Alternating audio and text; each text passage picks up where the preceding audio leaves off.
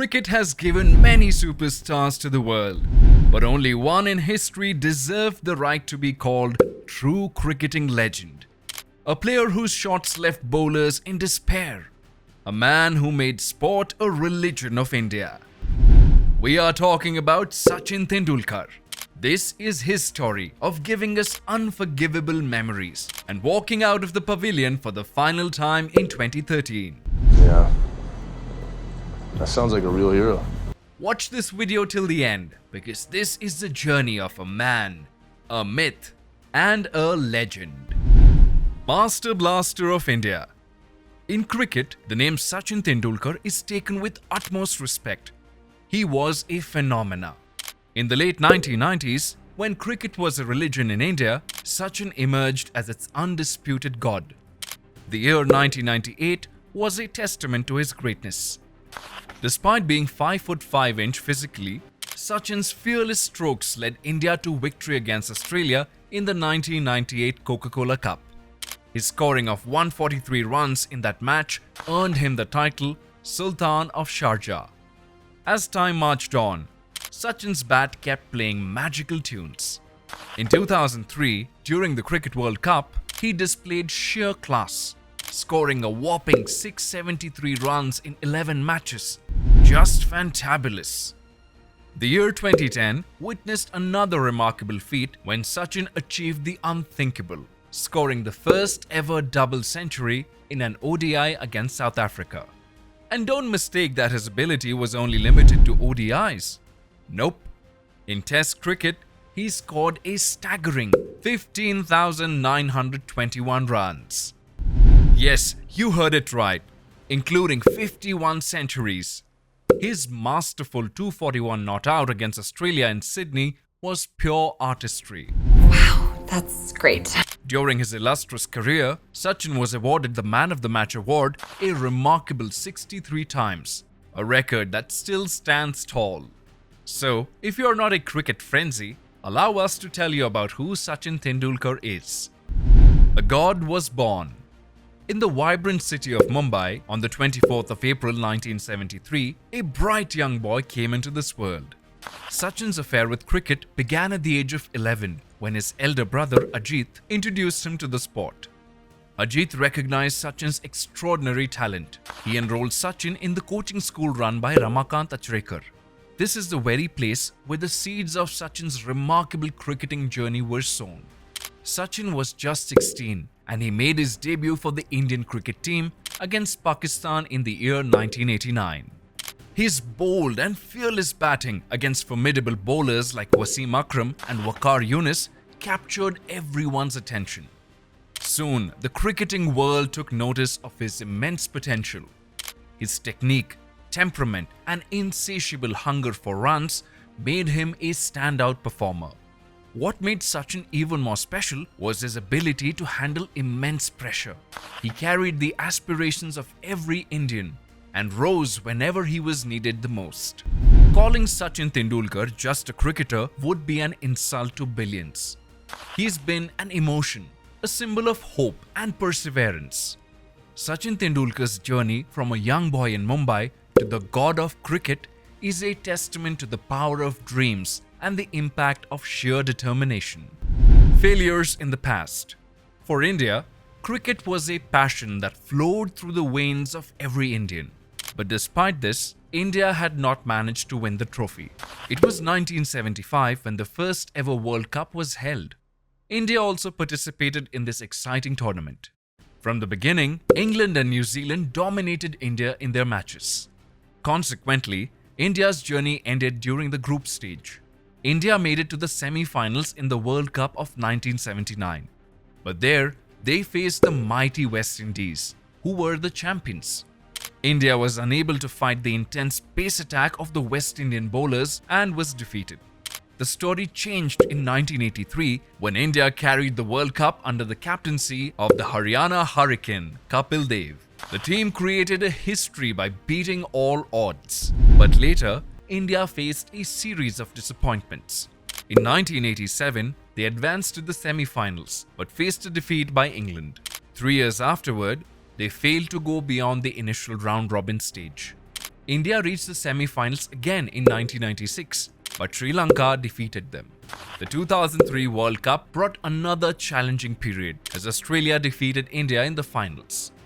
India was again lost in the group stage by Sri Lanka and Bangladesh in 2007. Such losses are enough to break anyone's spirit, but not the Indian team. This story took a turn in 2011 under the captaincy of Captain Cool, MS Dhoni. 2011 India's World Cup squad. Looking toward the future, the Indian cricket team was getting ready for the ICC Cricket World Cup in 2011. The squad was nothing short of spectacular. At the helm was Mahendra Singh Dhoni, known for his cool and calm behavior.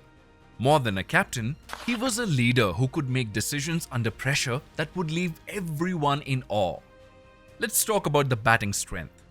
The top order had the powerful trio of Birendra Sehwag, Sachin Tendulkar and Gautam Gambhir. And alongside them was Yuvraj Singh, the elegant left-hander who was shining brightly with his outstanding performance. This is evident as he was named Man of the Tournament in the World Cup 2011. The middle order had the young sensation Virat Kohli, who was embarking on his cricketing journey. Accompanying him was the versatile Suresh Raina, known for his superb fielding and batting skills. Not bad, not bad. Speaking of the bowling lineup, Zaheer Khan was the leader of the pack, with his left-arm seam bowling that could swing the ball on either side. Munaf Patel's ability to bowl tight lines and lengths in the death overs was invaluable. And who could forget the Turbinator Harbhajan Singh? His spin bowling has often strangled the opposition. Let's talk about wicket-keeping. The captain himself, MS Dhoni. He was a reliable wicket-keeper and a finisher with the bat. But the Indian team's true test was against their arch rival. Biggest rivalry in the history of sport. A showdown against Pakistan. Few sporting rivalries in the world have generated tension quite like India and Pakistan. But this time, things were pretty intense. The stage was set in Mohali for the World Cup 2011.